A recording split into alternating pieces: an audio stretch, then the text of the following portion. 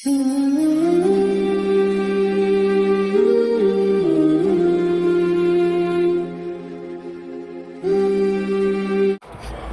اللہ الرحمن الرحیم۔ دعوت ابراہیم علیہ السلام کا دعوت دینا۔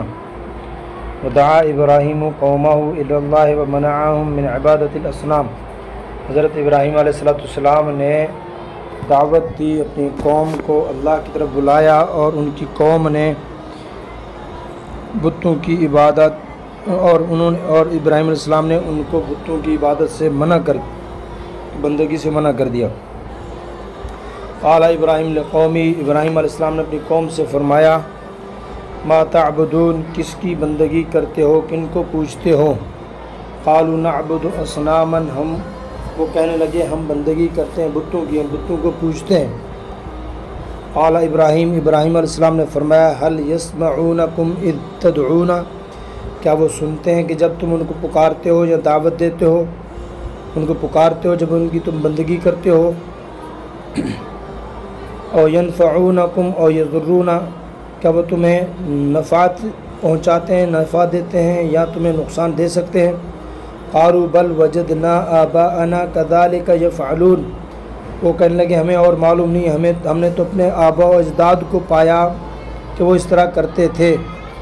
قال ابراہیم فانا لا اعبد هذه الاصنام، میں تو ان بتوں کو نہیں پوجتا، میں ان کی بندگی نہیں کرتا۔ بل انا عدو لهذه الاصنام، بلکہ میں تو ان کا دشمن ہوں، اس لیے پیچھے گزرا ہے کہ انہوں نے توڑ دیا تھا ان کے بتوں کو۔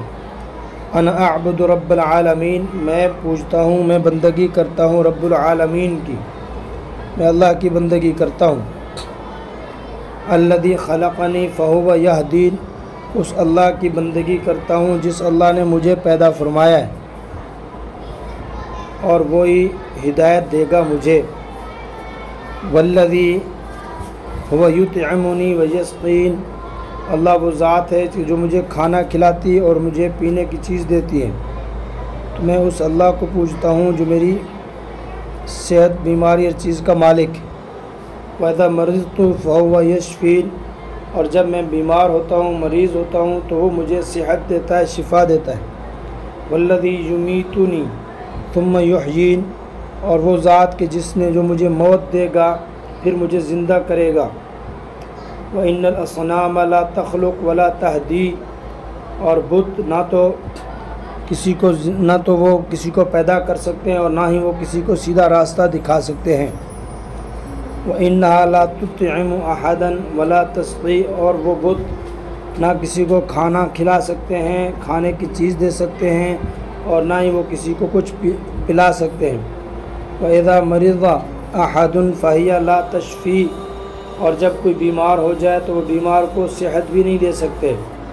یعنی جن کو تم پوجتے ہو وہ تمہارے ایسے خدا ہیں کہ نہ نفع دے سکتے ہیں، نہ نقصان دے سکتے ہیں، نہ کھانا دے سکتے ہیں، نہ پینے کی چیز دے سکتے ہیں، لیکن میں جس رب کو پوجتا ہوں وہ کھانا بھی کھلاتا ہے اور زندہ بھی کرتا ہے، مارتا بھی ہے، بیماری کی حالت میں صحت بھی دیتا ہے، تو میں اس کو پوجتا ہوں۔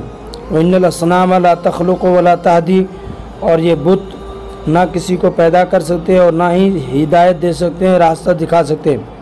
وَإِنَّا لَا تُطْعِمُ أَحَدًا وَلَا تَسْقِي، اور نہ وہ کسی کو کھانا کھلا سکتے ہیں، نہ پانی پلا سکتے ہیں۔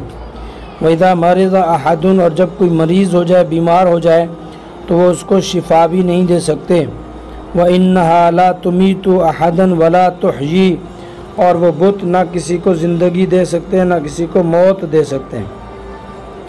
اس لیے کیا فرمایا کہ زندگی اور موت دینے والی اللہ کی ذات ہے، وہ موت دیتی ہے، زندگی دیتی ہے، اور یہ جن کو تم پوجتے ہو یہ نہ موت دے سکتے ہیں کسی کو، نہ زندگی دے سکتے، نہ وہ بات سنتے ہیں، نہ کھانا کھا سکتے، پیچھے گزرا ہے۔ اس لیے اللہ کے علاوہ کسی کی طرف رجوع کرنا یا اللہ کے علاوہ کسی اور سے کچھ مانگنے کا مطلب ہے اللہ کو ناراض